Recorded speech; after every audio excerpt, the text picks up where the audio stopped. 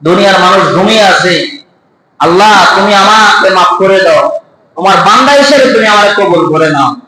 আল্লাহ কবরে কিভাবে একা থাকবো, ফুলসেরা কিভাবে পাড়ি দিব, জাহান্নামের আগুনে তো সহ্য করতে পারবো না, হিসাব তো আল্লাহ চাইলে দিতে পারবো না। আল্লাহ আপনি আমাকে মাফ করে দেন, আল্লাহ আমার হিসাবটা সহজ করে দেন, নেক আমলটাকে আপনি কবুল করেন। আল্লাহ যে আমল করি আমলে তো ভেজাল, খানা খাই এটাতে ভেজাল, আল্লাহ ইবাদত করি এটাতে ভেজাল।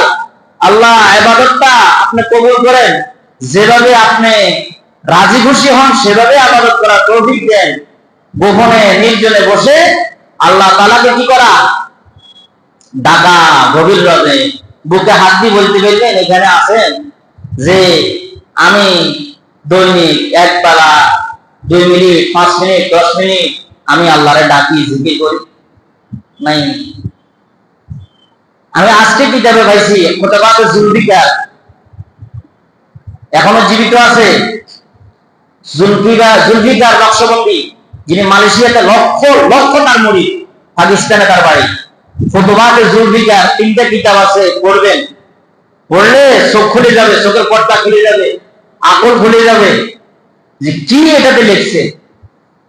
হ্যাঁ, বাইজিদ বুস্তামি রহমতুল্লাহ আলাইহি ওনার জামানায় এক লোক স্বপ্নে দেখে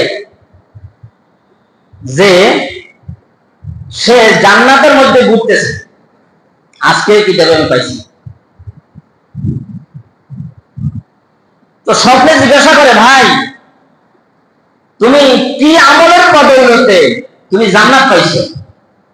দুনিয়াতে তো তুমি অনেক লাখ আমল করছো দেখছি, যে মসজিদে যাইয়া নামাজ পড়তা, ওয়াজ মাহফিলে দৌড়তা, বুজুর্গানের দিনে সোহবতে যাইতা, তুমি এমন কি আমল আল্লাহ তাআলা কবুল করছে যে আমলের কারণে তুমি জান্নাত পাইছো?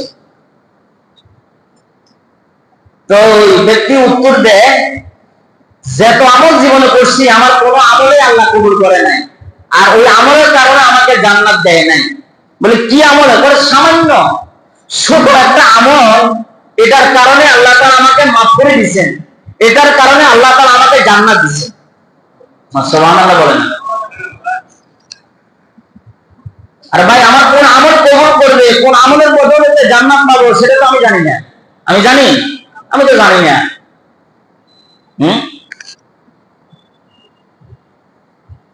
মুকাশফাতুল কুলুব নামক কিতাবের মধ্যে লিখছে